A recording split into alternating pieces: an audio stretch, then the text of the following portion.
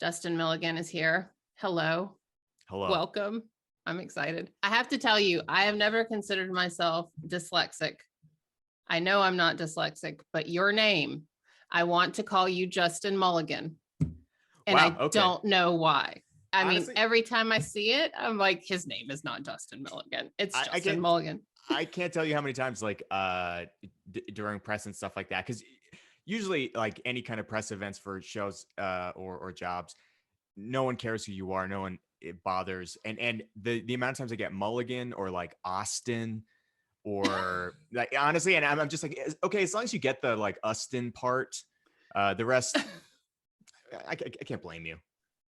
I get Who Margaret. am I to Oh, really? Interesting. Because okay. you know who Margaret Atwood is. She wrote The Handmaid's Tale. Indeed. And she's a famous author from Canada. I believe we share the same birthday. That's all we share. But I get Margaret all the time. Like, we're so sorry we can't join your podcast, Margaret. I'm like, oh. Okay. And so I've always made a joke about it. Like on my Facebook page, I say Meredith, not Margaret. And then I'm sitting here, I keep writing stuff about you. I'm like, well, Justin. And I'm like, his name is not Justin Meredith. Don't screw this up. And so I just thought I'd go ahead and out myself, because then if I slip up and say, you'll know that it's not. I'll know to stifle my rage, my offense. Yeah. Hold your celebrity rage down. And I want to start there because first of all, I adore you. I think you're great. I just finished Schitt's Creek 45 seconds ago. It was on the TV. I was like all the seasons. So I got through all of it because I'm the slowest binge watcher ever. And I did my homework. I don't do a lot of homework on my guests. So you should be scared because yeah, it should be scared. I did my homework. But anyway, what I learned about you is this whole concept of celebrity and how it kind of you feel a little weird about it. So let's start there. How does it feel to be a quote unquote celebrity, and where do you stand on all this? Yeah. First of all, thank you for doing homework and all that. That's such a touching. I personally find that so touching. And I also did some homework. I've listened to you. I'm a fan of yours. Oh my gosh. I listened to a couple of your podcasts in preparation for this. I really like what you do here. Wow. I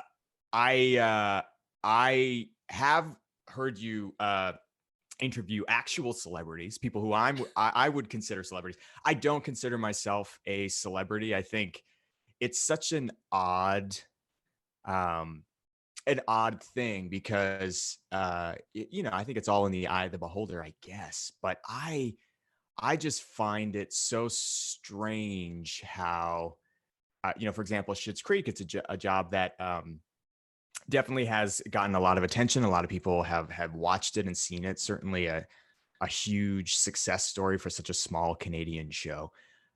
But it was indeed something that was just a small Canadian show. And I think especially coming from Canada, a lot of actors we always have that mentality in our heads. It's like, well, we're all just like everyone in Canada is from a small town in a way. Even if you're from Toronto or Vancouver, there's this mentality of just like small town mentality. Because we're always, you can feel sometimes like the sort of overlooked redheaded stepchild vibe of the rest of the world compared to the United States, where the real celebrities are, where real Hollywood exists, where all that kind of stuff happens. So it's always strange then when there is any kind of success out of Canada that reaches a level where audiences consider you a celebrity. And I find it very odd then with social media how we are witnessing sort of this evolution of what celebrity is compared to I think when you and I were growing up and celebrity was a very clear-cut thing of like red carpets, Academy Awards, right? Tom Cruise. Sure. Or like George Clooney, like a lot of the there was this, it's almost like royalty. In Canada, the royal family was very much more present in our pop culture and our media than it was in the States. And that was always something I was really fascinated with, was like, in North America, our version of the royal family kind of is Hollywood. It is the celebrity culture.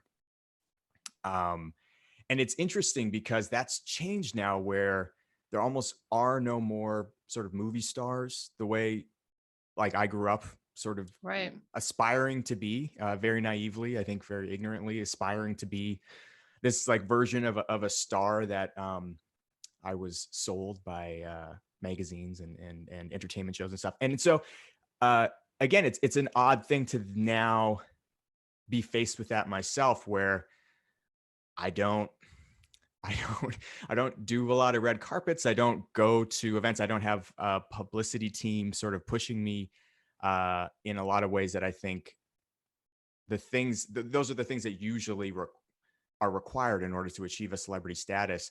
But with social media, it's something where it can just kind of happen just because people choose to make Right. you a celebrity, or because you post a million selfies and that just get the likes, and then you have a million followers or whatever, and that makes you a celebrity. And it's really this strange thing where, I'll get DMs on social media and they'll be like, I don't usually reach out to celebrities, but will you please make a video for my mom's 61st birthday? Or like, and I'm just like, first of all, no, but also I'm not a celebrity. I was gonna say, oh my gosh, what do you do to that? It's constant. Yeah. It's constant. That one specific Really? thing is constant. The hey, I know this is weird, but can you please make a video for so and so's birthday? And I've honestly I did it one time. I've done it one time ever, but it's something where like literally every day someone asks you to make a video for their Really? mom or their sister or something. And it's this interesting thing where I grew up, like I said, kind of not knowing quite what it meant to be a celebrity, but thinking that that's what I wanted to be. And once I started working and you sort of see behind the curtain how the sausage is made, you realize like, oh God, that's not, I would never want to be that. Like there's no privacy. There's no anonymity. There's no, you don't get to be yourself. You really don't ever get to be yourself. And I think that's what I'm finding challenging is the more you have people coming to you saying like, I love you on this show, or like, I think your character is like the perfect man. And then they say, I think you're the perfect man. And Wow. you start to realize like, oh, this is, if I'm not careful, I will not, if I play into this, if I feed into this idea of celebrity, and if I support this notion that, audiences are free to think of me and my characters that I play as one and the same, I lose my identity. I lose who I am, at least in the public sphere.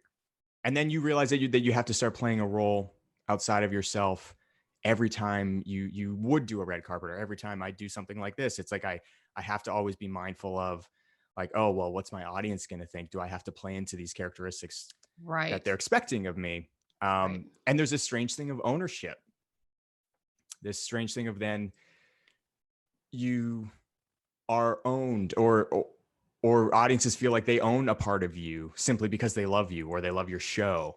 Well, yeah, they never love you. They only love what they think you are. But it has nothing really to do with you. But again, then this notion of celebrity that's thrust upon you.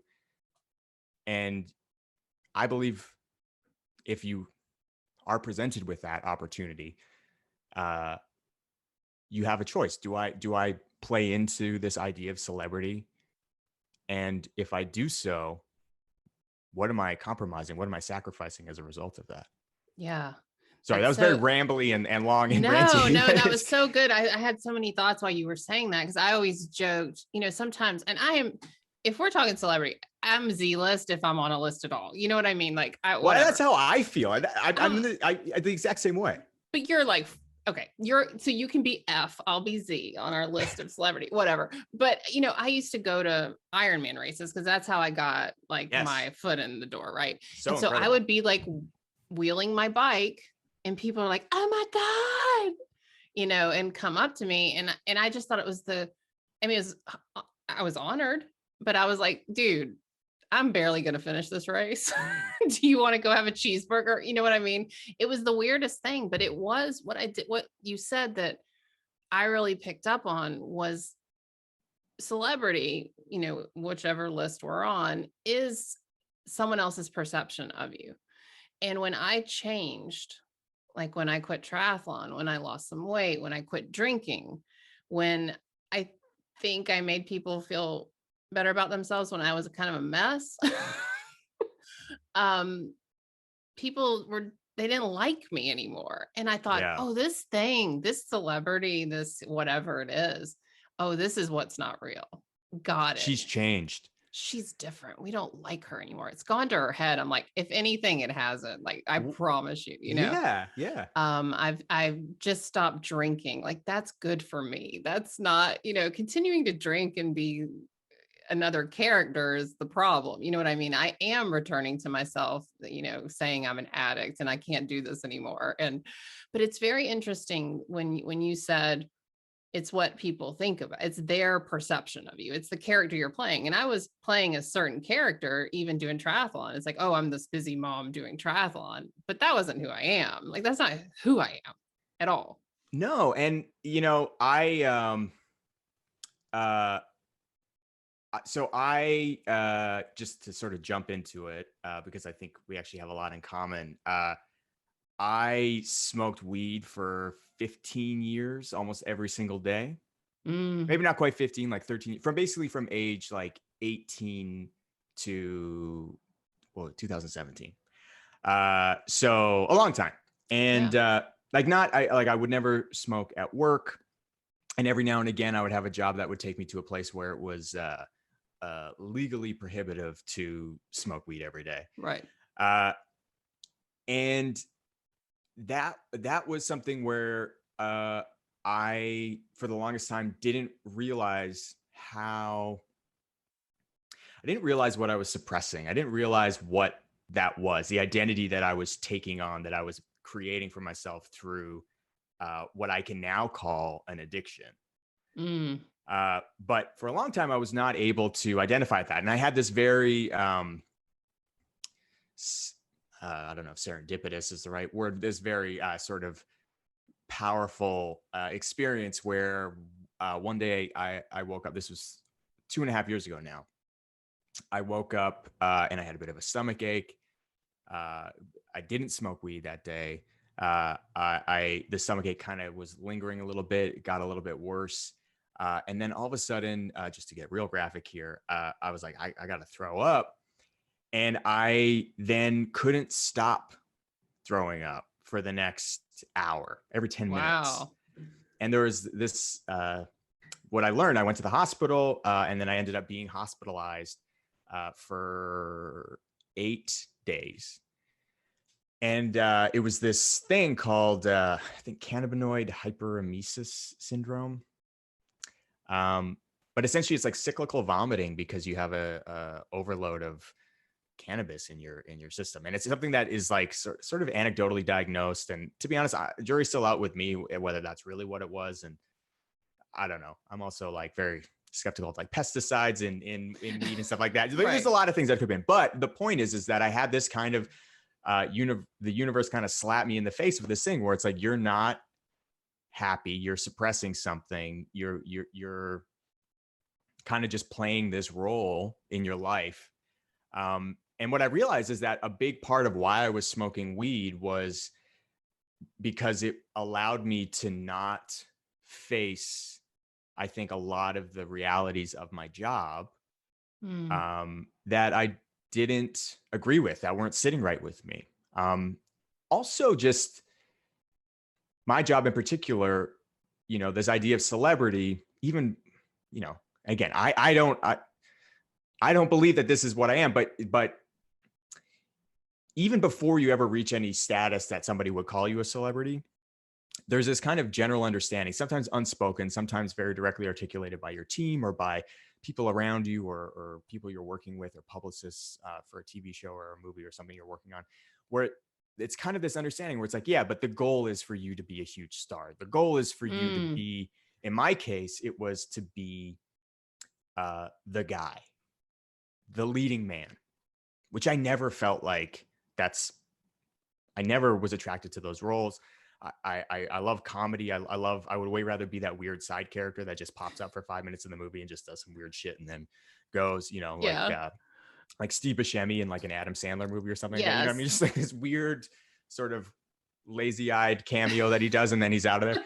Uh, and and what I realized is that the weed was sort of me tuning out all these voices saying like, you you just keep playing this role of trying to fit into this leading man box that you don't really want to be in.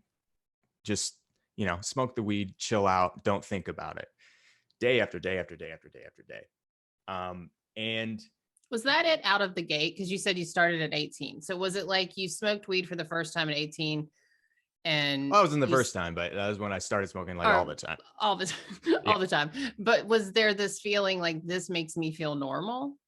Because I know when I had booze for the first time when I was 17, I was like, oh, okay, this is how I was meant to feel my whole life. Like it was like, whoo, I'm alive, Yeah. Well, okay. So that, yeah, because I hear some people talk about like, once I drank for the first time, I felt like myself. Yeah. But then what you just said after that, where it's like, you're kind of like for me, like smoking weed, it was almost like,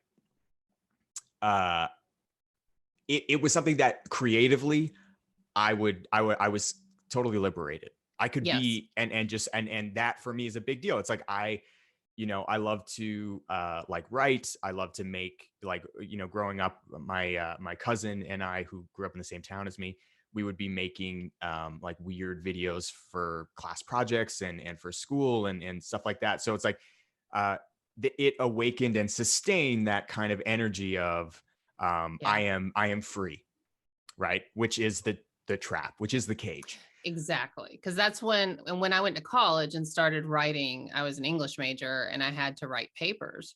I would get loaded at like 4:30, read whatever I needed to read. And then by 9, I was ready to write. And I just turn in that shit. And then a week later, I get it back and, A+, this is genius. And so I developed this persona that I was going to be this like writing drunk character, because that was how I got my superpower. And so when I got sober, I was like couldn't freaking write for a very long period of time.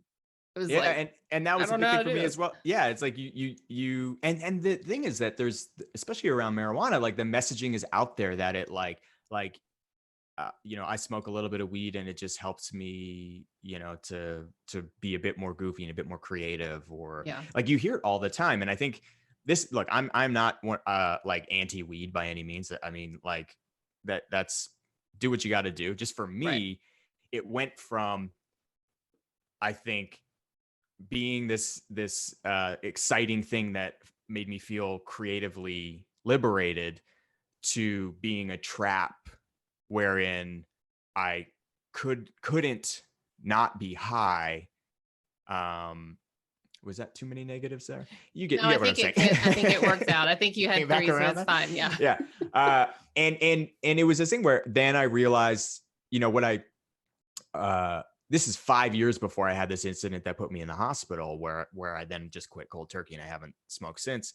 But I realized where I would start to just sort of question, like, yeah, why am I smoking so much? Do I need to smoke so much? And I would, pack a bowl and I would get high. And right before I like sparked the lighter and I'm about to take that first smoke, I would have that little thought in my head just being like, you don't actually want to do this. You don't actually need this. And then the next thought would be like, tomorrow I'll cut back. And I became addicted after the weed. I became addicted to promising myself that tomorrow I would fix it. Tomorrow I would be myself. Tomorrow I would finally, stop. And again, just to bring it back around to the celebrity stuff, a big part of that was feeling like I wasn't feeling like for whatever reason, the thing that the projects that I wanted to do, the acting I wanted to do, the writing and stuff that I wanted to actually do, it wasn't available to me yet. I had to wait it out and continue sort of going through this leading man trajectory. And then once I was a success in that, then all of a sudden I would be able to show who I really am. And so it was almost like this strange dialogue going on constantly in my head about just like, like, this isn't right, this isn't who you are, but just wait it out, man. Like, Yeah. and you'll get there. And also tied into all that were these ideas, and it's sort of related to sort of feeling like you have to be this kind of leading man guy, is also just like what it meant to be a man, which was also, I think, something that I, I grew up in a very small town, and you have sort of pretty rigid ideas of what it means to be a man. And, I was always this like artsy drama kid, not really fitting into those, but still, because I was like, well, I have this dream of being this leading man, like these guys I see in movies, like these action heroes or whatever, these romantic leads. So I need to behave like that, and I need to embody that in order to get to this goal. And again, so it's like the weed was just sort of compressing that and allowing me to Yeah. keep that quiet. And not surprisingly, I'm very lucky that I've had the career that I've had, but I also was completely unfulfilled for most of it. I can count Yeah. like maybe 5 jobs my entire career that I had fun on, that I loved, that brought me joy. Wow. Oh, there's so much there. I mean, one thing that it's interesting, you had that sort of moment that I think you said serendipity that landed you in the hospital, but I had a similar one that made me quit drinking, and I quit cold turkey and didn't look back either. And I was sitting in a Target parking lot, and I had this very real sense that I was going to die. Like, Wow. just this voice, it was like, you're going to be dead in a year. And then it was like someone walked up to the car, said, you're going to be dead in a year. And they walked off, like a Steve Wow. Buscemi character came up to me, Yeah. said it, and exited, left, and, I was so grateful for that moment, but it was very scary. Yeah. And then it was interesting. And I think I heard this on an interview that you were on, where it happened to me when I quit drinking. The idea from other people, the comments about how much alcohol was part of who I was really shocking. And I had to deal with the shame around that. Mm-hmm. And I mean, I remember when I told my mom I quit drinking, I said, I'm about to tell you something and I don't want to hear it, because I knew she had an opinion. Like, Yeah. I knew she had an opinion about her daughter drinking. But there was a lot of that for many years that sort of bubbled up. Like, Yeah. I mean, I oh, was well, the we weed don't know who guy. you are. Yeah. And a lot of people, like, it was this weird thing where people would ask me, like, are you okay? Not because I potentially could have died in the hospital, because I lost and this is not an encouragement to anybody, but I lost like 15 pounds just lying in that bed, because I just was constantly I couldn't keep anything down. Wow. And my body was just like, again, I really do consider it this like cosmic intervention. Like, my body was just like purging all of it out of me in the most painful way possible. So you'd remember, because you So I'd sound a little remember, stubborn. yeah. And yeah, afterwards people would ask, are you okay? And I'd be like, yeah, no, like I feel better. And they're like, no, but I mean, like, are you okay? Like, how's it going not smoking weed? Because like that was, they never knew me not stoned.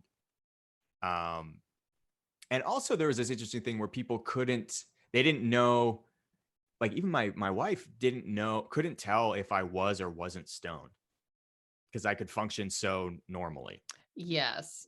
Right. And We had then, a party one time and someone said, get her another drink, she's loaded. And I was totally sober. yeah. And then you're I just was like, like, oh, what? please don't. Yeah. Don't bring me a drink. I'll drink one right now because you're driving me crazy. But yeah, but it was this interesting thing where it's like, yeah, you realize how much of your just on these are, your close friends, where it's like they, I was a guy who always had joints, you know what I mean? I would Yeah. always, and a lot of times like other people would be drinking and I would just, I would just be smoking. Yeah. And it's like, yeah, it just becomes sort of intertwined with who you are. And you're just like, oh my God, I don't want to be that guy. Yeah. And you realize Yeah. again that it is even that being able to sort of identify that, where it's like, I don't want to be that person. And yet that was who I was for so long. That's hard. You realize, oh, that was someone in front of me. That was like a shield, a character standing in front of the real me. And I feel very grateful. Yeah, I was given the opportunity to actually, say goodbye to that person, Yeah. and just sort of step out as myself. Well, and whomever what that was that is. transition like? Because I know for me, it was about 3 years after I had my last drink that everything sort of woke up and I was like, oh, this is why I drank. Now I'm feeling these feelings. Like now the emotional sobriety. Oh, here's the shit you were covering up. Here it is. It's your trauma and it's this and And it's it takes a while, right? Like it's it did. not, yeah, because I'm still, I think, feeling it. Oh yeah. I think Yeah. it's one thing that I look. I know a lot of people. There's a very dangerous thing in I think a lot of industries, but in the entertainment industry specifically, people say like, don't make it your life. Don't make the job your entire life. I'm sorry, too bad. I don't know how to not. It's everything. I love what I do when I love it. That's very specific. Well, because there's I mean, it's something my mom used to always say growing up is like, very supportive of my sister and I, wanted us to do whatever we wanted to do in life that made us happy, to find joy. She was always talking about like, find joy in your life. And especially as a teenager and a young adult, when I was first starting out in this industry, I'm like, yeah, I'm gonna find joy, mom. After I have to grind After it out for a I'm while. miserable. Yeah. And now I really realize just sort of the how powerful that statement is, because that's what I'm discovering as I'm now far more clear-headed and almost completely sober now, is um yeah, I'm discovering joy in my daily life that I was either suppressing through weed, or suppressing through I think arguably another kind of addiction, which is the addiction to climbing the ladder of success in my job, which can be very damaging, and it can be very difficult to sort of step outside of, Yeah. because it's so competitive, and it's so, you know it's this promise that you're only one job away from, you know that big break, and then all of a sudden, and it's just like, yeah, I guess you're only one job away, or it might never ever happen. And in the meantime, maybe you should try to find some joy. So I write a lot now. Uh, hasn't manifested into anything, but I love sitting in front of my computer making myself giggle.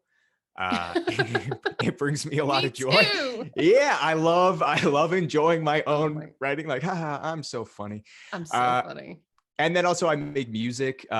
Again, right now for no one but myself. And it's it just brings me joy. Yes. And Well, it's sorry, go ahead. no, I was just going to say one of the things that comes up is the addiction and the trying to be someone else and trying to make the next thing. It is the complete inability to be present, right? Like you're living Absolutely, yeah. either in your trauma of the past when you're, drinking or drugging or whatever. And then with the celebrity or the success, you're living in the future. And so to find that the joy is in the present, like that. And so making yourself laugh, writing, or for me, I started drawing Oh a wow, great. couple of months ago. Like I don't draw, but I do. And my son is he's 13 and he does digital animation. He's like a super artist, very artistic. Cool. And I start drawing and he's like, what is that? Is it a hat? And I'm like, no, it's just, and so he'll come and look at my stuff and he's like, that's interesting, mom. It has nice style. Like that's what he'll say, style. But I just started doing it because I realized I had to be creative, and to be creative on demand was the world I was living in for a minute. Like when Hmm. I was blogging a lot, or even with podcasting, everyone's like, dance, monkey, dance. And you're like, Yeah, I don't want to be creative on demand. I want to do something I want to do. But it is that desire to just put out something for yourself. And that brings absolutely. me present. Like I am Yeah. in my moment, present with joy when I'm just being creative for no one else. And it's interesting that you talking about like being creative for someone else. So many people talk about acting, and they talk about how it's like, oh, it must be so great having a creative job. And I'm always just like, it is not. It is not. It is not. Someone else writes the words. Someone else tells you where to stand. Someone else tells you basically how to say the words. Oftentimes, they're here's the thing. I mentioned a second ago, like there's like 4 or 5 jobs I can count that I loved and brought me joy. And those are also the ones where it was a truly collaborative experience, where the people that I was working with were like, hey, what do you think? What do you want this to be? Let's actually create something together. But for the most part, it's like, hey, do what we say. I mean, everyone's very nice about it, but they're like, do what we say. Like, what do you think about this character? That's interesting. Now, here's what you're actually going to do. Like, it's a very restricted Wow. environment, and it's not an incredibly creative experience. And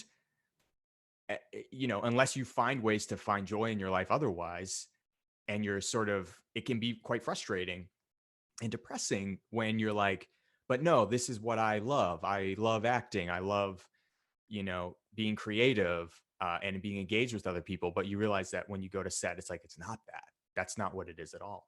Right. And then just to bring it back again, that can be very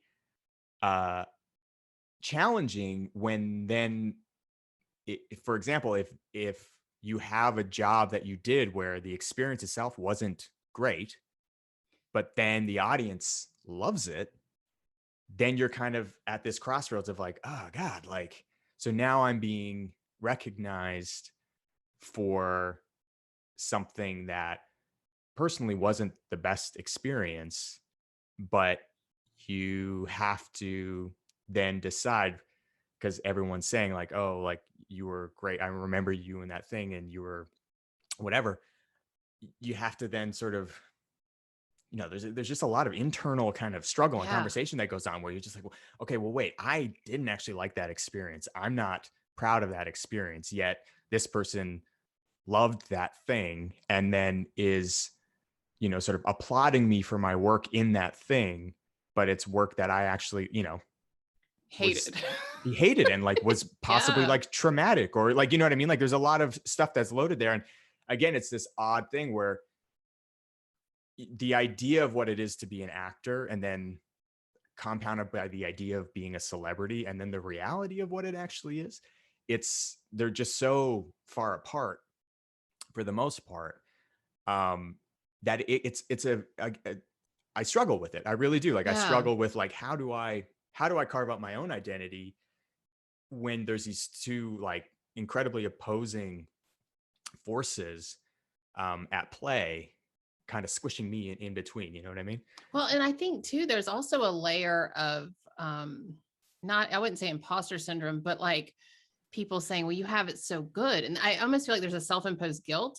Like, why am I not super happy doing Oh my God. every bit of Why, this? why am I, a straight white man, succeeding in his chosen profession, not super grateful just to be where I am? Of Yes. course. Of Right, course. right. Yeah. Exactly. And I have a funny story where I went to this publicity summit and all the major news outlets were there. I was worn out at the end of the day, and this woman from Psychology Today, the magazine, was sitting there and she looked like exhausted and annoyed that she had to hear all these pitches all day. I didn't have any skin in the game with Psychology Today. So I just went up to her, and my book's called The Year of No Nonsense. And I said, "Hey, I'm the doctor of nonsense." And she was in her like late 60s. She started laughing. She laughed so hard. And she's like, "What does a doctor of nonsense do?" And I said, and so we just went back and forth. And she's like, "I Yeah. want you to write a column for our magazine." And I thought, why? Like, why? It turned out they gave me a column. I can write in it whenever I want, That's so in great. a real publication of psychology that I am, and it's called The Doctor of Nonsense. And I can't half the time be bothered to write in it because I feel like I'm not going to say the things that I should say. I feel like I don't really want to do this anyway. And then I think this is a huge opportunity. Wouldn't anyone in my position be taking advantage of this and running with this privilege? And I just can't be bothered. But there's something that you're saying in all this that makes me feel so much better, because there is something about doing what you want to do and feeling good about it.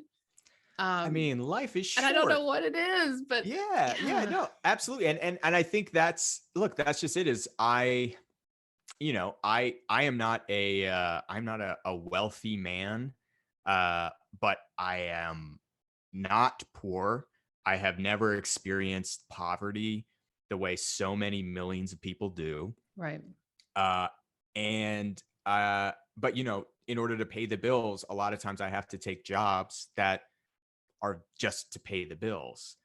But it's like, it's heartbreaking because again, it's like the thing that I really want to be doing is literally anything to bring me some joy, to bring me some satisfaction and fulfillment. But yeah, you have to grapple with this idea of like, well, how many people around the world will never get that opportunity, like to do anything that they want. They just have to work to survive. And it's like, yeah, Right. what kind of asshole am I to be humming and hawing over some cushy acting job that, Yeah. maybe it's kind of corny and I don't really love it, but ultimately it pays me better than, teachers or nurses or something, like, you know what I mean? And look, I get it. Cause yeah, it's incredibly privileged. It is, And yeah, and I get it too. And it's like when I was talking to Mickey Kendall a couple episodes back, yeah, yes, I and heard that she, podcast. I loved it. about feminism and like Yeah. how traditional feminism is really white women's privilege feminism, and Yeah. that women's issues are actually like poverty, education, and so where we do sit, and I grapple with this all the time. I mean, we're certainly sitting on a place of privilege, you and I, but at the same time, there's this weird layering, I think, like just because we sit where we are, there is no such thing as suffering, and there's no such thing as hurting and unhappiness, and you should just be grateful. And I think that privileged breeding ground is what breeds addiction, and I think that's what breeds suicide, and that's what breeds suffering at our level. And it's not the same thing. And comparative suffering, I think, is as toxic as I definitely want to circle back to the masculinity concept, because I feel like we just kind of flew by that. But this idea that addiction and suffering and boredom and us all doing jobs that we don't want to do and don't fulfill us, it's all in this realm of comparing. And that's difficult. And I don't even know where I'm going with it. I feel like I should just throw in a triple negative to just circle us back. But I mean, look, I know, I hear what you're saying. I think it's, I mean, I also like, I this year was like the first year that I started reading books. Again, very privileged thing that I didn't really have to, and I was still able to eke out a living for myself. I read a book called People's History of the United States by Howard Zinn. And look, I always grew up questioning authority with respect. My dad taught me to question authority. My mom taught me to be respectful to people. So I was always able to sort of throughout my life, I like to think, respectfully question authority. This book, though, I think gave me it was just such an eye-opening education in the reality of how, as the title would suggest, the United States was founded and formed and how it operates. Capitalism is probably not super healthy. It's definitely where we're at right now is not the best. We're in late stage capitalism, which is, I think, why things are falling apart the way they are. And as well, just to speak to what you were talking about, I think that comparative and competitive and the stuff and the guilt about like, well, I should be working harder or I should feel fine because I'm not satisfied. All of these things are just part of, I think, the manipulation of the system that we're living in, where, we're all sold this myth that by working hard, you can achieve your dreams and your goals. That's not true. right. Like, working hard doesn't guarantee you anything. And striving and getting an education, all these things, it doesn't actually guarantee you anything, because as we learned this year, the system is not fair, right? It's set up for, I mean, obviously it's set up for white people to succeed over everybody else, white men to succeed over everybody else. You know what I mean? Like, it's not a fair system. And yet there's all these messages of guilt and shame and comparativeness, because it's like, well, I'm I'm not happy, but I should be happy because of what I've got compared to this person who has Right. less. But am You're saying I this so much better than am I working yeah. hard enough to deserve this? Do I deserve this? What Yes. do I deserve? What am I entitled to? Am I entitled to anything? And it's just kind of this like cyclical, or rather like a cyclone of confusing messaging that ultimately is by design to just kind of keep us at a certain level and kind of keeping the machine going for people at the very, very, very, very, very top. The billionaires who made what $16 billion during the pandemic. You know what I mean? Like it's again, this is sorry, I don't mean to No, it's rant about fine. This capitalism, but it is something that again I learned this year, or rather got a much clearer picture of this year, and you start to see how the trickle down effect of these things can affect us daily on a very personal level, and can affect our ability to experience joy and to yeah. understand who we actually are versus who we think we're supposed to be. Because that's a big thing that I've struggled with my whole life, and I know that I am not the only one. Is who am I supposed to be? And this idea of you said earlier, I think the word should, and that always to Yeah. me is interesting. It's like I should be this, I should do that, I should be happy, I should be grateful.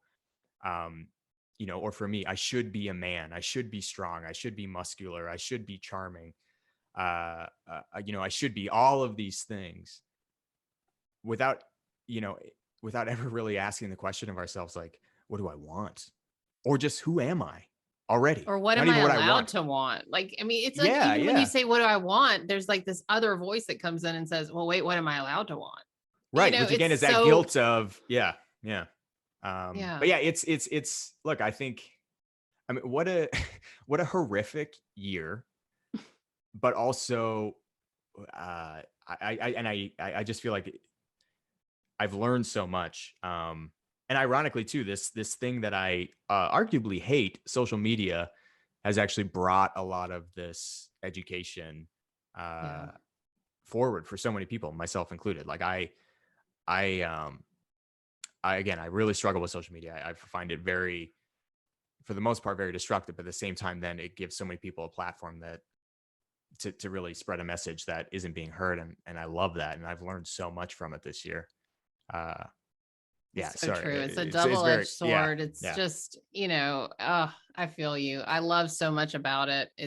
But like 10 years ago when I started blogging, I just had a blog and there was no Instagram and there was no, you have to pay on Facebook to like, it just was none of that. It was different. And, um, I, back to the word should, there's so much that I quote should do if I wanted to be quote successful, like curate my Instagram, hire a publicist, and I just refuse.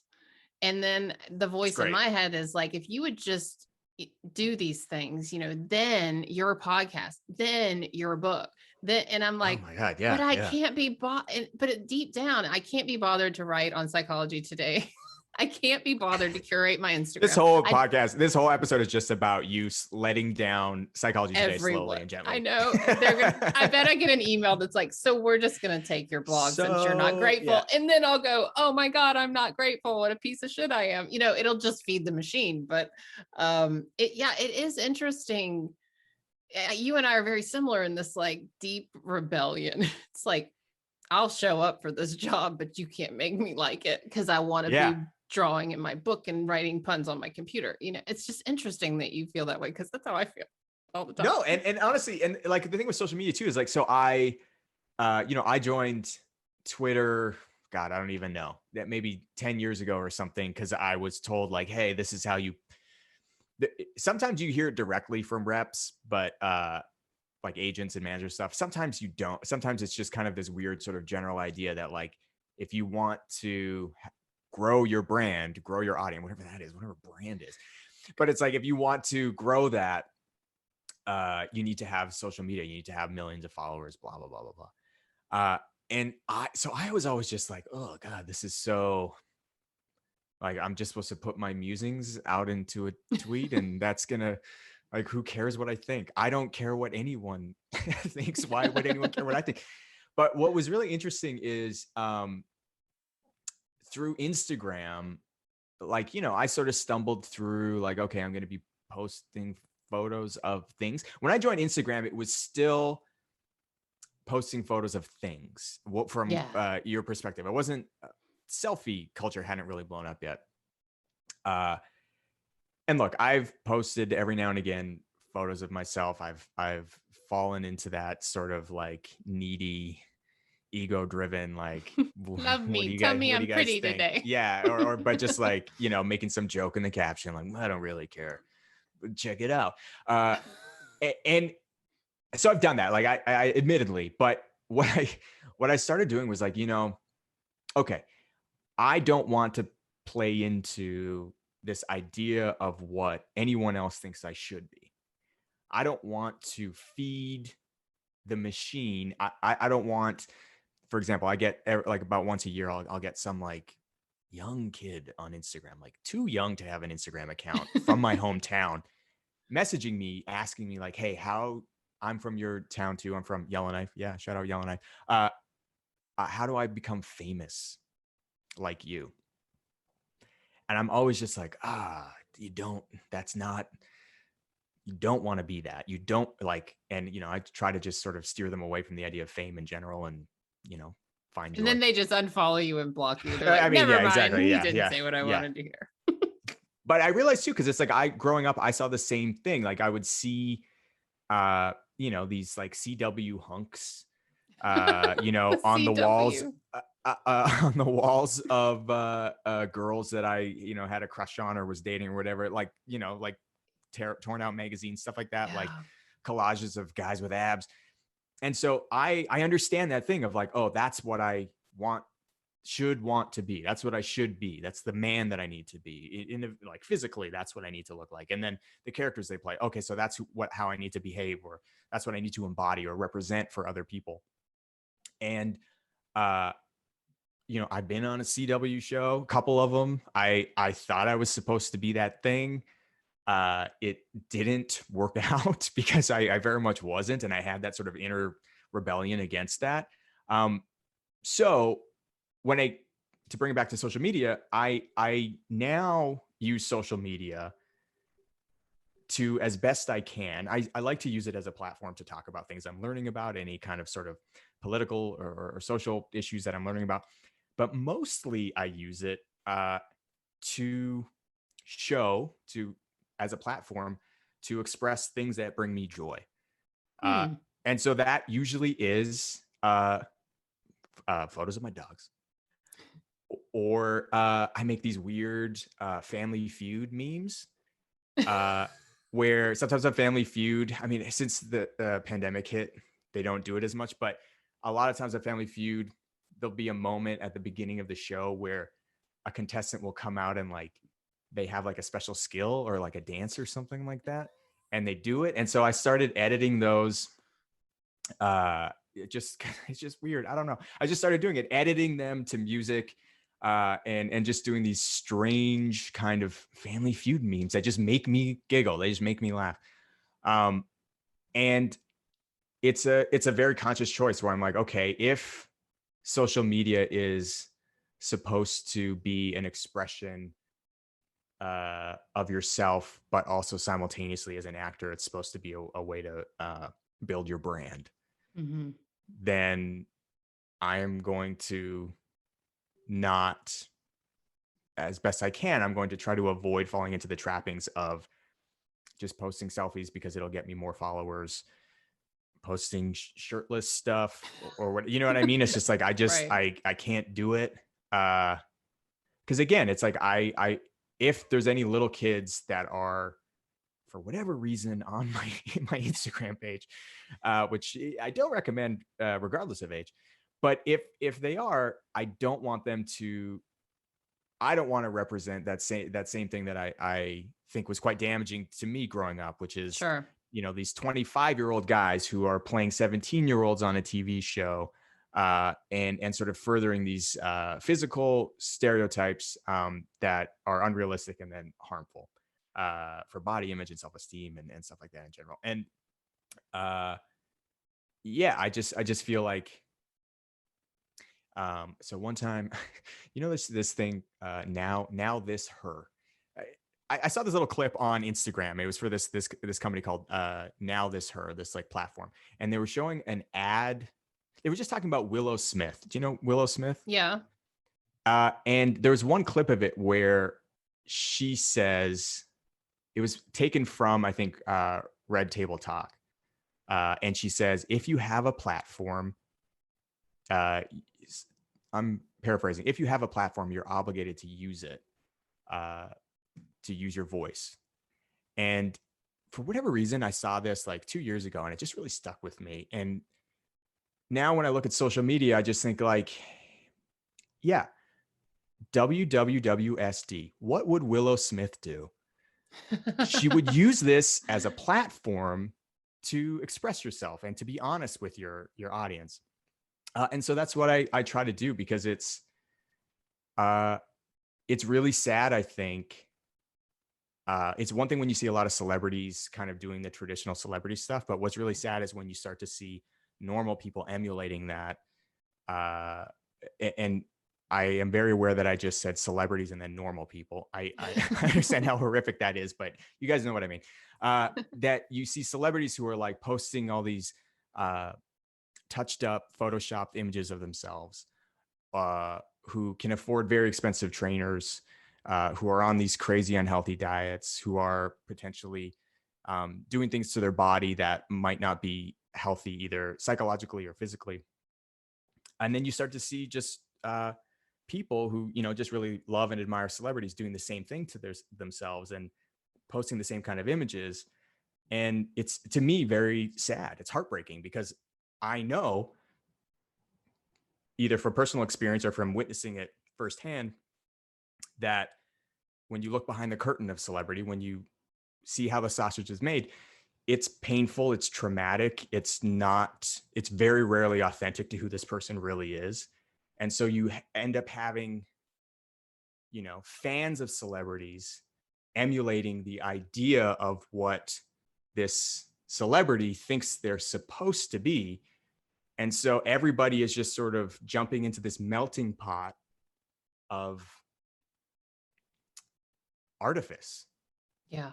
Everyone is just becoming this together, swirling together to become this thing that is so far from reality, so far from an actual human experience, that it's, I don't know. Yeah.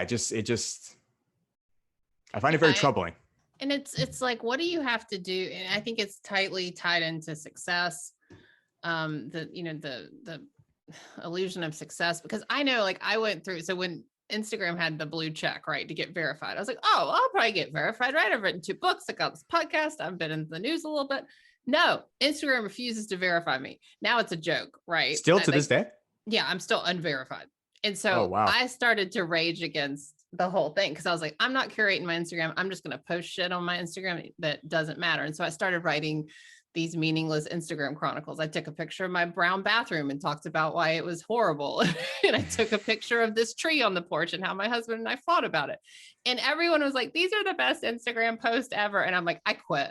Like, I just quit. I give up. I don't know what content to put out. I don't know what to do. But that was such a great moment for me, because I realized, number one, it doesn't freaking matter that I don't have a blue check, because they're just not going to give it to me for whatever reason. But number two, I should be able to do exactly what I want with my damn Instagram. Absolutely. At any given moment. And who cares? Like, I have been trying so hard for so many years to achieve what? A level of success of what? Of, like, I don't even know, and I'm thinking, like, I've got this podcast I've been doing 4 years. I got almost 300 episodes. Like, who cares what my Instagram's doing? Who cares? Like, I enjoy doing this. Just do this, and I don't know why it took me so long to have that moment. Like, I'll just take a picture of a tree on my porch and talk about it. Or, it's so bizarre, the world we live in. It just wasn't there 10 years ago. And then to raise kids in it, my kids are 12 and 13, and they have Instagram accounts that they're not allowed to use. I post for them because my son does art, my daughter does CrossFit, and they're not allowed to have Instagram. They're not allowed to look at it. But they Smart. want they want to know how many likes they have. And I'm like, you don't get to look at that anymore either. I'm just posting your content because I just want you to have a leg up 20 years from now when all your other little friends have been posting theirs. This is just me taking care of you as a parent. But I can't let them look. No, and that's so interesting. Like how, because I've heard from a lot of parents, like they have different views on it. I think what you're doing is personally, as a non-parent, well, as a dog parent, I think that's very smart. Considering that Instagram, they are making money off of this, like they make money off of it, off of our free contributions to it. Yeah, it's like and then that's so interesting too, because it's like, yeah, what do I have to do in order to like make this work, or to curate my feed or whatever? And it's like, for what? They're the ones making money. It's crazy. Yeah, you right. Really boil it down. You're like, yeah. I'm a nut for doing this. This is dumb. That's why, like, yeah. And it's like, and I post infrequently because I'm just like, I engage on it like with some regularity, but like, because again, there's a lot of education out there. What is it? Oh, Deuce Stain. Yeah. I got a blue check. Thank you, Instagram. Deuce Stain is verified. I'm talking to him right now. I mean, it's ridiculous. Can I be verified if I talk to Deuce Stain? Does that? It's on. No, the only reason that I got blue checks was because I was on TV shows where the publicist was like, "Hey, we're attached to this network," and that's the only reason. I just gotta play the game. I refuse to get a publicist. No, and look. So do I. It's that thing where again, as you just said, you refuse to play the game. It's a game that you can play if you want. Yeah. But the only winners are, well, like any professional sport or something, the only winners are the owners, right? Everyone else is like getting hurt, and like you might make a little bit of coin here and there, or you might get some validation and have the likes or whatever. But ultimately, like, you're going to leave that bruised and battered, and like, I don't know. Yeah, it's like a real estate transaction, right? We just we went under contract with our house yesterday. We did everything ourselves, and the people that bought our house had no agent, so we did it like totally. Oh, cool, rogue, cool. Yeah. Because so we both really benefited because and sorry to all my real estate people out there. I have lots of dear real estate friends, but the only one who benefits from that is the real estate agents. The only one who benefits in a lawsuit is the lawyers. Like, that's my former profession. So I get that. And it is this bird's eye view of, okay, who's really winning here? Who is benefiting from the shit you're doing? Is it actually you? it's my dad. This is something when I was very young that he instilled in me, was ask the question why. It was tied to this questioning authority thing. Like, why? Ask the question why. And when he would say like question authority, he didn't just mean like, the authority of your teacher or the authority of a cop or something like that. He meant like question the authority of systems that are in place, and mob mentality about certain things. Like, for example, Instagram. Like, why is it so important to have so many followers? Why is it so important to have so many likes? I think what you're doing for your kids is so brilliant, because it's like, yeah, that does not matter. That is not important in any way. But I'm also not stupid. Like, that's the world we live in, right? So like, I have their names as web domains. I bought them when they were born. I got their Instagram pulled out. Like, I'm not stupid, but I'm also not and I'd also be a total hypocrite if I'm like, you can't do this, like, because I'm on but yes, I'm not willing to let them go down that. I don't want my 13-year-old being like, yes. Oh my gosh. Yeah. They start that stuff. It's like, well, and this is something that I find so interesting too, is what's been wonderful about social media is that it has brought body positivity to the forefront, I think, of a lot of people's worlds, because it was just something where, you know what I mean, and like health and that kind of stuff. But how quickly it was co-opted into this sort of, the body positivity thing got co-opted into this kind of marketable commercial thing, right? Where it Yeah. just quickly became about objectification again, and monetizing on Yes. that Yes. objectification. And it's so Yes. strange because Yes. I find it, and it's something that I think about. I have no answers on, but I do think about it quite a bit, where it's like, well, wait a minute, like I, for me, for example, like I love my body, uh, but other people request to see my body, and I don't love that. Yeah. But is there something wrong? Like, do I feel guilty for having a body that I love and then not Not displaying sharing it it with proudly? everyone. Well, it's Yeah. just a weird thing. It's like, look, the answer to me in that specific case is obvious. Like, no, I don't want to do, like, I don't want to make a habit out of like putting shirtless photos out there, or let alone pantless photos. But I I do think it's just such an interesting thing, because it's like, I also, for certain communities and marginalized groups, it's like, yeah, fucking show your body, show the world, be proud of who you are. But then I'm like, again, like me, like straight white guy, I'm not going to, though.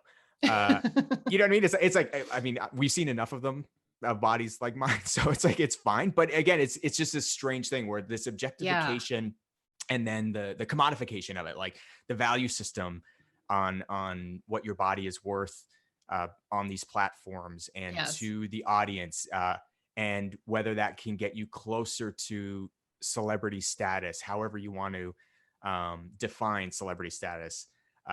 It's just so interesting to me, and again, like, complicated and confusing It's and so sad. complicated. Yeah. And so when I did triathlon, I've always been a bigger girl.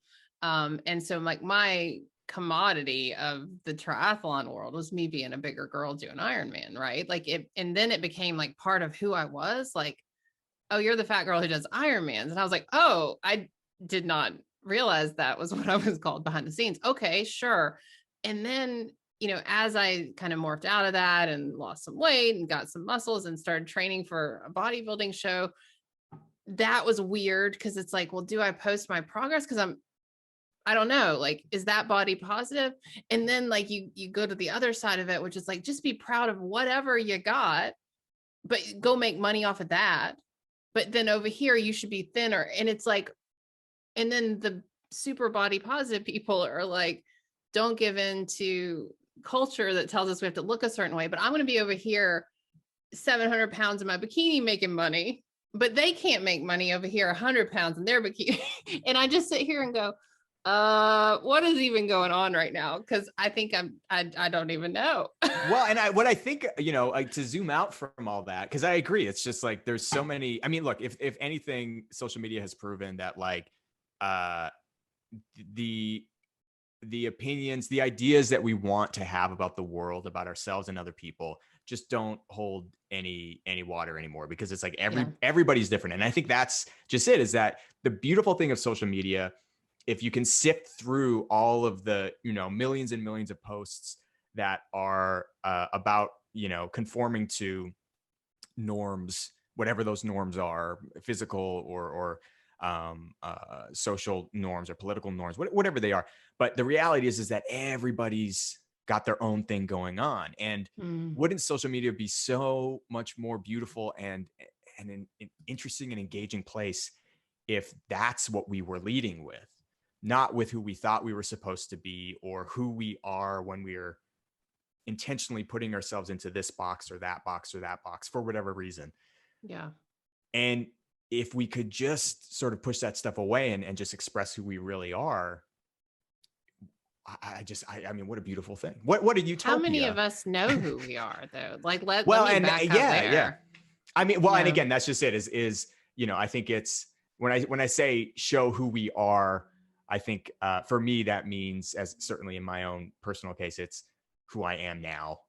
Doesn't Yeah. mean that's who I'll be tomorrow. Doesn't mean that's who I was yesterday. It's just who I am.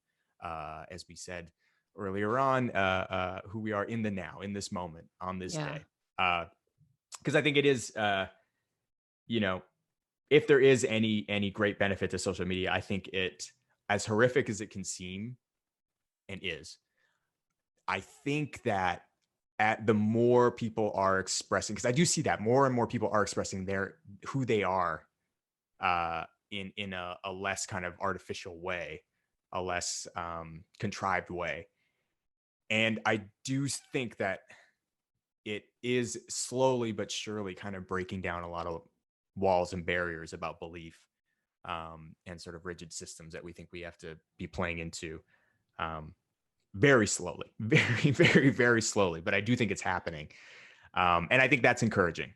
So again, that's why, social media, as much as I demonize it and hate it, I do see some good in it, because you learn, and you do see some people who are truly shining their true light out into the world. And it's such like when you're posting about you and your husband fighting about a tree on the porch, and people are like, "Hey, just this was shining a cool." light. Yeah, and it's just the bright light of marital Right. fighting. Truth.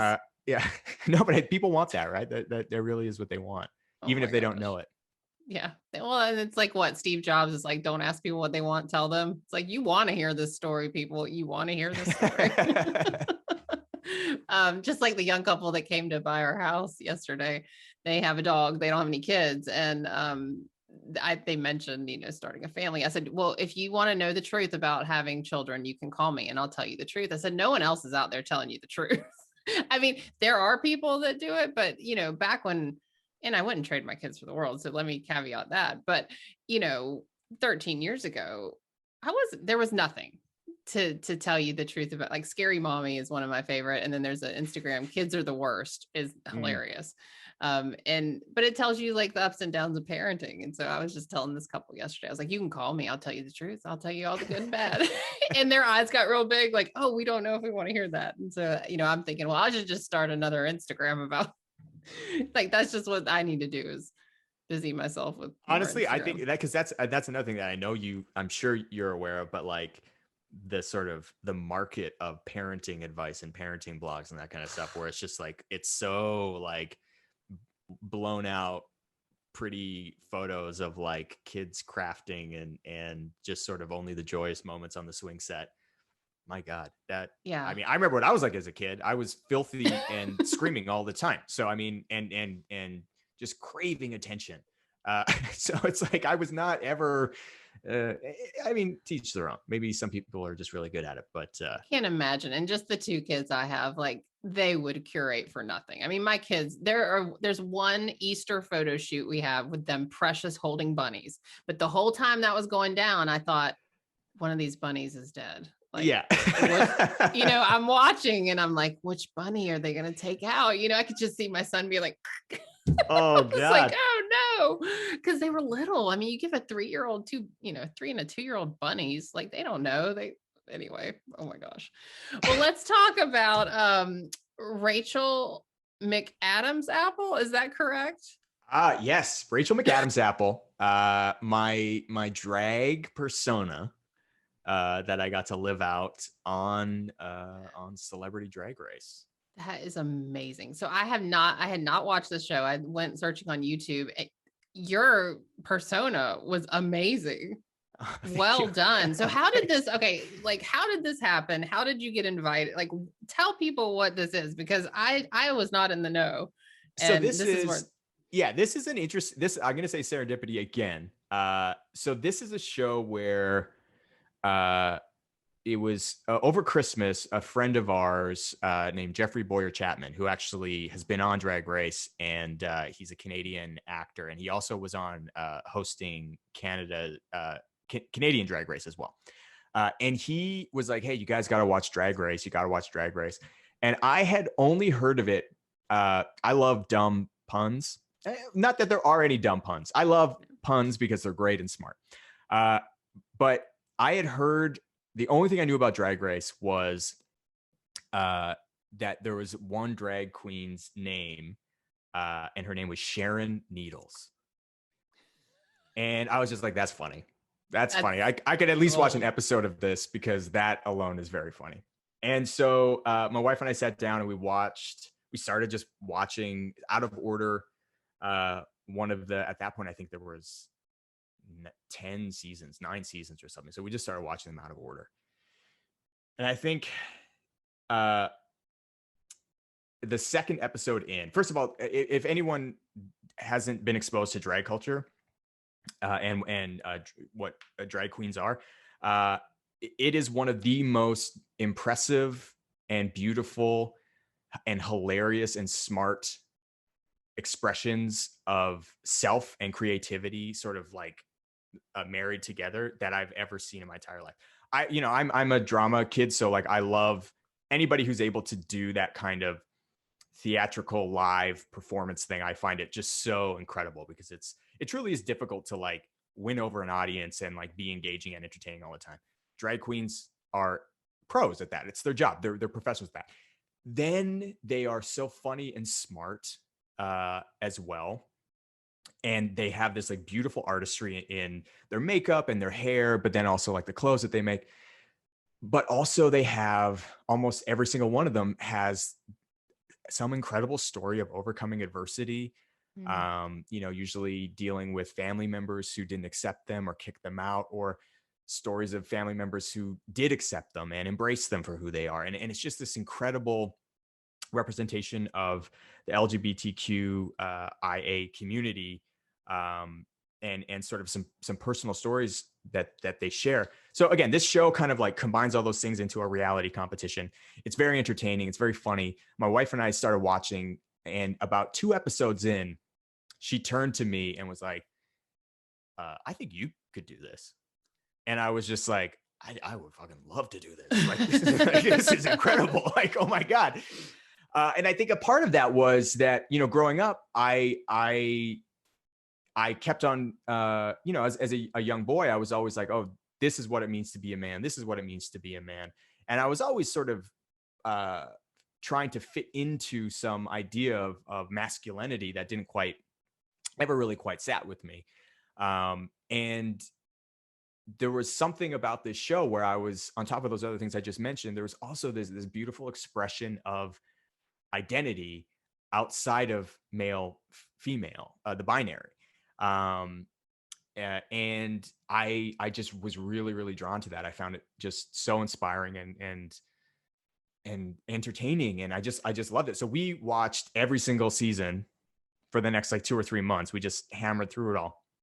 And so that spring, there's a convention called DragCon. Our friend Jeffrey invited us to go there, and I got to like meet all these drag queens in real life who also were fans of Schitt's Creek. So there's this strange thing where I was meeting all these like drag queens that I was a huge fan of, and they also were fans of mine. And so it was kind of this wonderful exchange there. And again, I was just like, oh wow, this would be so incredible. And I met one of the producers of the show there, and was just kind of like, hey, hi, nice to meet you, huge fan, blah blah blah. Then I got my friend Jeffrey told that producer later, like, hey, he loves the show, he's a huge fan, Schitt's Creek, maybe there's a way to like work it out.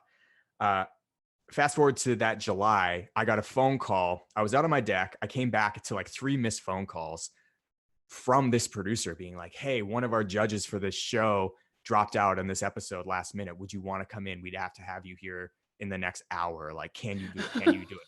And I missed it. I missed the call, and I called her back, and I was like, oh no, like I feel so bad.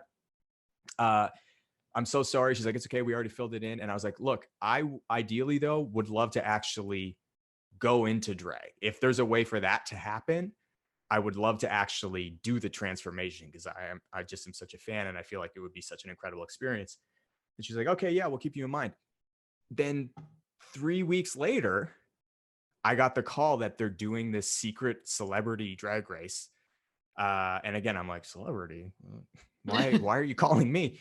And they're like, we want you to come on and actually do it. And again, I say serendipitous because it was this thing where, from earlier that year to being like, hey, you would be great at this, I'm like, I would love to do this, to then all of a sudden missing that call. Yeah. Which actually, because I missed that call, led to them bringing me on. And then, yeah, a couple weeks later, like 8 days later, I was on set getting this full drag transformation, which was it was interesting because that was an opportunity even though it's a very, contrived reality show, it was also something where I was so eager for that experience Yeah. that I was like, the only way I'm going to actually truly live in this moment is by like just kind of trying my best to forget that there's cameras everywhere, and there were, and just trying to actually experience it in the moment. And I did, and it was one of the greatest experiences of my life. Not only because of the drag that I got to do, and one of my favorite queens, Nina West, got to be my drag mother, or rather, I got to be her drag daughter. But the challenge, other than learning to walk in heels and having to tuck my genitals between my legs and up between my butt cheeks, the challenge of the episode was to do a roast of the judges.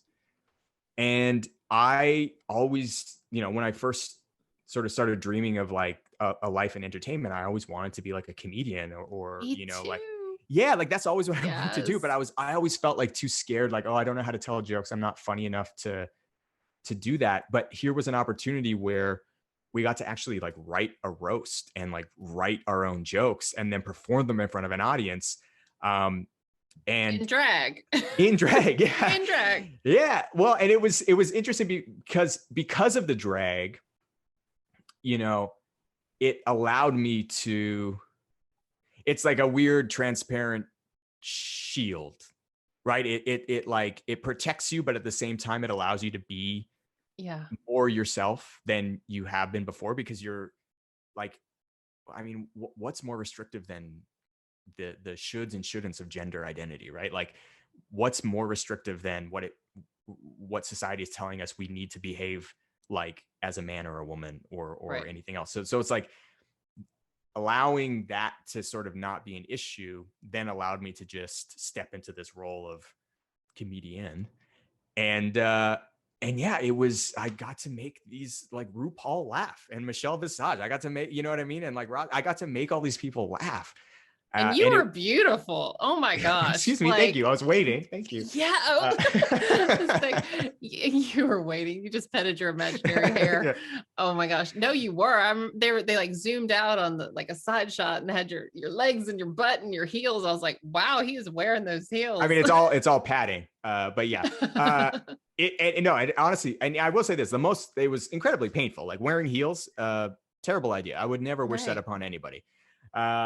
But it really was just for me, like it was, I think part of, and again, a longer sort of journey that I've been going on. I think it started a very long time ago, but I think especially when I quit smoking weed, this journey of me kind of coming out as myself, coming out as who I am, which, look, it's not that special. I'm still just some white dude, but like my version of that, and Yeah. trying not to sort of conform into any of what I feel like I may have in the past been told I should or shouldn't be. And yeah, the experience was just, I can't say enough about, if anybody listening to this has an opportunity to get into drag, take it, Oh my take it. gosh. Because it That's honestly, so yeah, awesome. it really is. It was life-changing.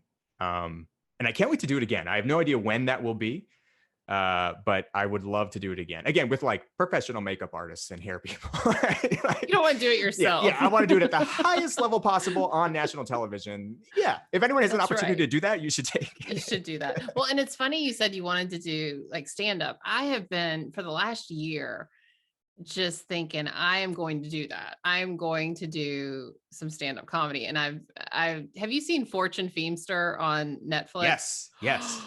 Every So good. story she tells is my life because I grew up in the South and she grew up in North Carolina. But just, Right. I mean, and I think about the stories I have from my childhood and the way she tells it. And of course, I could never deliver it like she does, but I just keep thinking, I got some stuff. I got some stories, but maybe if I was in drag, I would really have some stuff. I'll be honest. So after that experience, I was like, I'm going to start stand up. I'm going to do it. And I started writing it, and I like worked out like a tight 5 and like a tight 3. They weren't great. And my tight 3 was more like 4.5. But it really is this thing where like it just, you know, like what we've been talking about, where it's like, yeah, this is, I've always wanted to do this. And I feel like this is true to who I am or want to be. So why not give it a shot? I was just scared enough though that I kept postponing going to any open mic nights. And then the pandemic hit.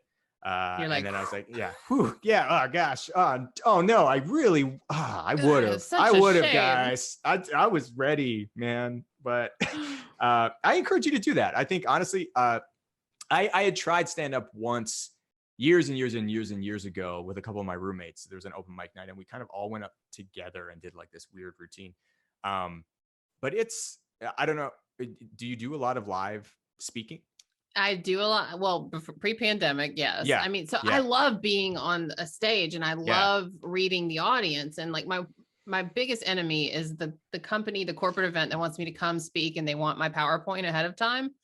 Because I Oh can't yeah. deal. Like I hate PowerPoint. I hate having something prepared because I like to see the audience and I can kind of tell, okay, they're digging this. Let me go here. And so when I have a PowerPoint, I feel constrained. So part of me thinks I would really like stand up, but then there's the you know, the deep dark side of me that's like, what if I'm Schitt and everyone hates me? And you know, Which you have to be. And that's the one thing. It's yeah. like you won't be good. You won't be good, but that's fine. Well, and then that's also just going back to the whole thing that we've been, I think thematically what we've been talking about is this idea of like, Who like cares? if you're not good, if you're not great, if you're not perfect right away, then it's not worth it. And you know what I Right. mean? And I think it's like, well, why? Who cares about that? Like, just fail. It's great. It feels great because you learn And something and you get better. And my favorite comedians are the ones that just tell really ratched up stories about their childhood, you know? And I'm Yeah. like, that's me. I can go do that. And it's interesting because we're moving back to Atlanta and Atlanta has this comedy club, The Punchline. And I've been there a bunch of times to amateur night and stuff. And recently found someone on Clubhouse and we follow each other on Instagram and he's in Atlanta and he does stand up there. Cool. And I'm like, oh my gosh, all signs are going to point. I'm going to do it. I don't know when, maybe I don't know. I'm not going to commit, but it's a thing. It's like when something starts to eat at you, you can't brush it away because that's like who you are. You know, those are the signs when you're living in joy and you're finding you're in presence. Things will Yeah. start to eat at you that you need to do because they're part of who you are.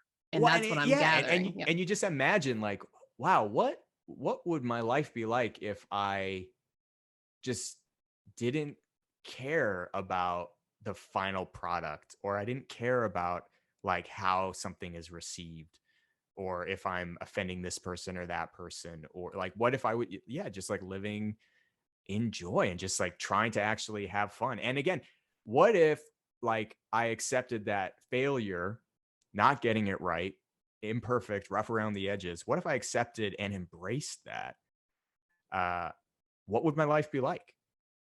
And I think, you know, it's you and I living somewhat in the public eye or the public sphere. It's not easy to kind of shake that off.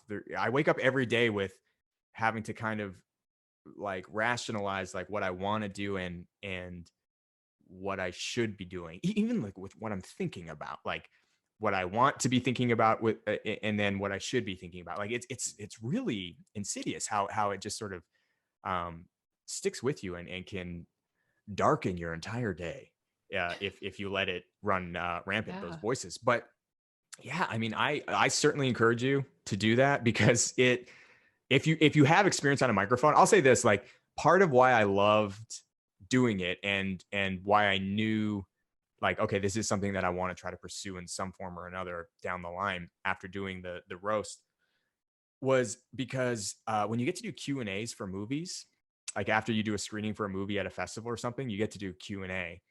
And I always just felt so alive, just like Yeah. being funny and like cracking jokes and answering questions, or even like doing red carpet interviews and stuff like that.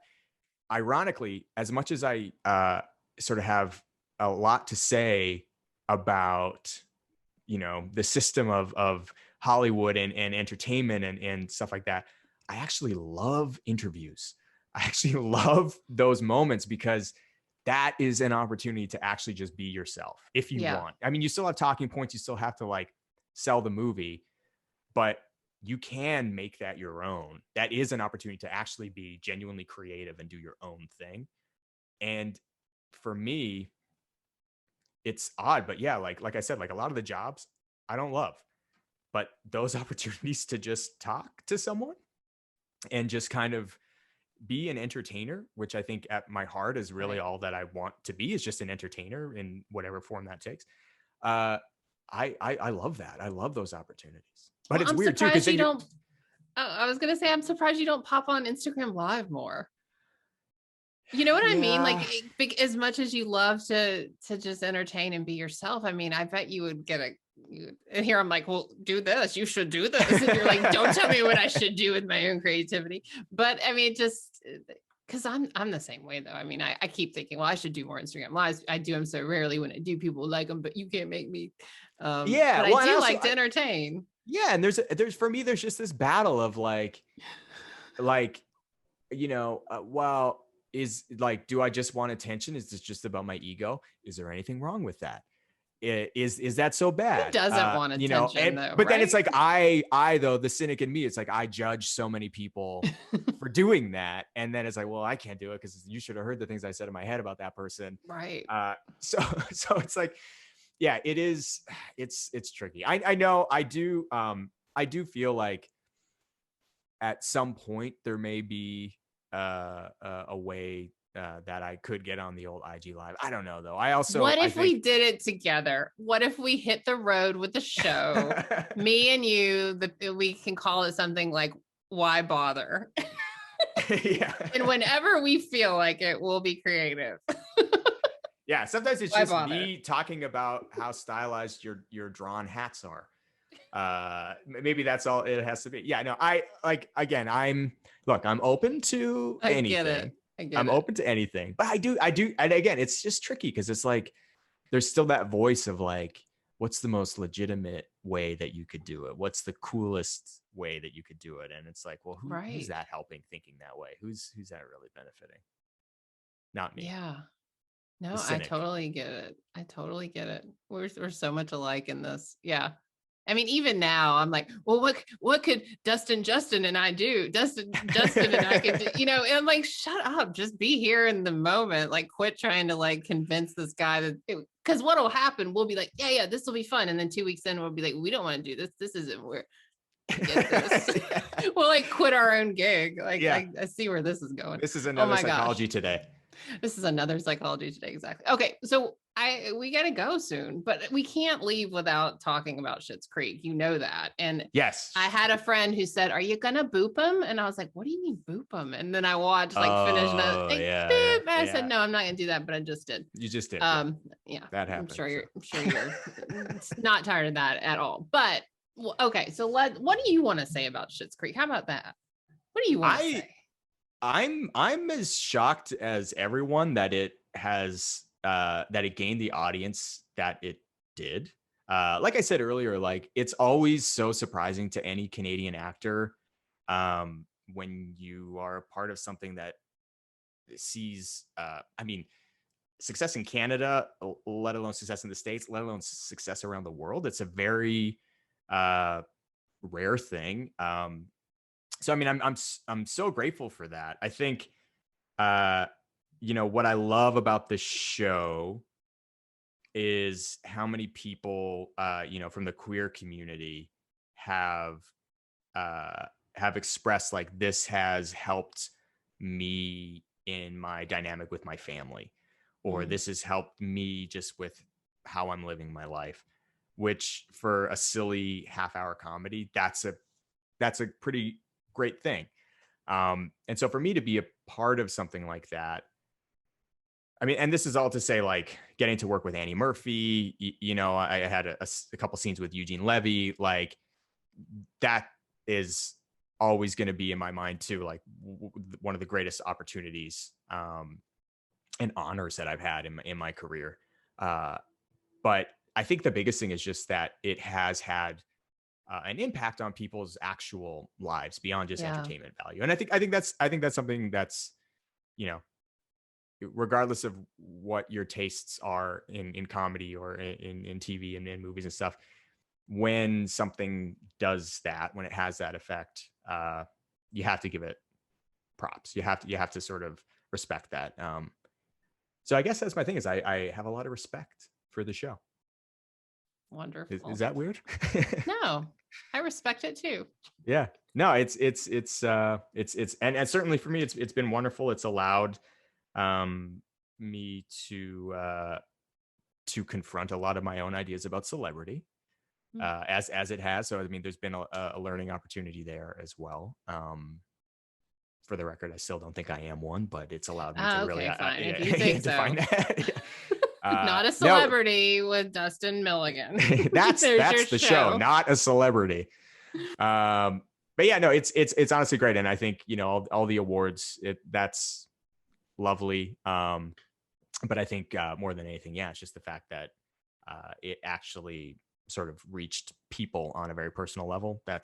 You can't ask for much more than that.